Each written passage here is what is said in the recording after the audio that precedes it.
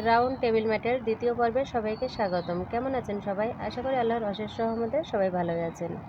আলহামদুলিল্লাহ আমিও ভালো আছি। 3 নাম্বার রাউন্ডটা শুরু করব। তো প্রথমেই 3টি চেন করে নিলাম। 3টি চেন সমান একটা ডাবল কুশি, সেম ঘরের ভেতরে একটা ডাবল কুশি করে নিলাম। তাহলে এখানে 2টি ডাবল কুশি হয়ে গেল ফার্স্ট ঘরে।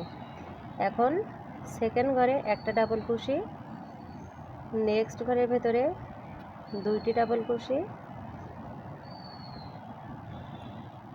নেক্সট ঘরের ভেতরে একটা ডাবল কুশি, নেক্সট ঘরের ভেতরে 2টি ডাবল কুশি,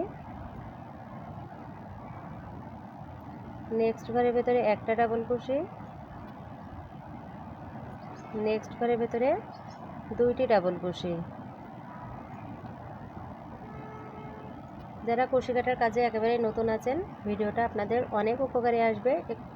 না টেনে দেখবেন, তাহলে কিন্তু কাজটা ইজিলি করে নিতে পারবেন। নেক্সট ঘরে একটা ডাবল কুশি করে নেক্সট ঘরে আবারও 2টি ডাবল কুশি করে নিলাম।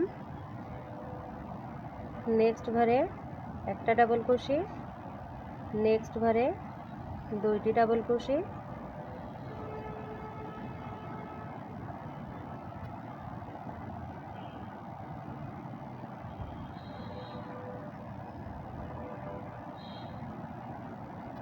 নেক্সট ঘরে একটা ডাবল কুশি,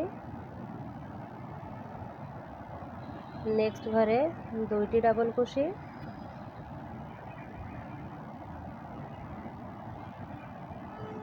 নেক্সট ঘরে একটা ডাবল কুশি, নেক্সট ঘরে 2টি ডাবল কুশি,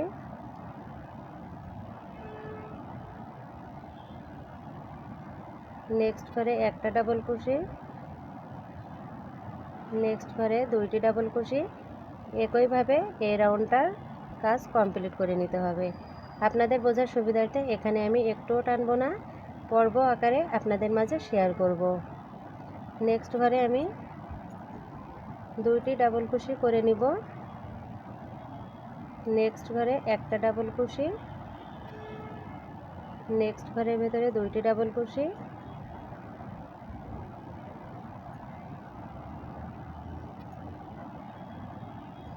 নেক্সট ঘরের ভেতরে একটা ডাবল কুশি, নেক্সট ঘরের ভেতরে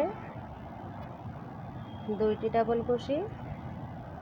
এখানে কিন্তু আর একটা ঘর বাকি আছে, এই ঘরের ভেতরে একটা ডাবল কুশি করব। ব্যাস, এখানে কিন্তু আমার রাউন্ডটা কমপ্লিট হয়ে গেল। এখন 1 2 3 নাম্বার যে চেনটা আছে এই চেনের ভেতর দিয়ে স্লিপ স্টিচ করে এখন জয়েন করে দিতে হবে। জয়েন করার পরে আমি এভাবে করে একটু টেনে দিচ্ছি। এভাবে করে আপনারাও হালকা টেনে দিবেন, তাহলে কিন্তু এরকম সুন্দর পেতে থাকবে। দেখুন, যেমনভাবে রাখবো তেমনভাবে কিন্তু থাকবে। এবং এভাবে করে যখন আপনারা বড় করবেন তখন কিন্তু দেখতে আরও অনেক সুন্দর লাগবে।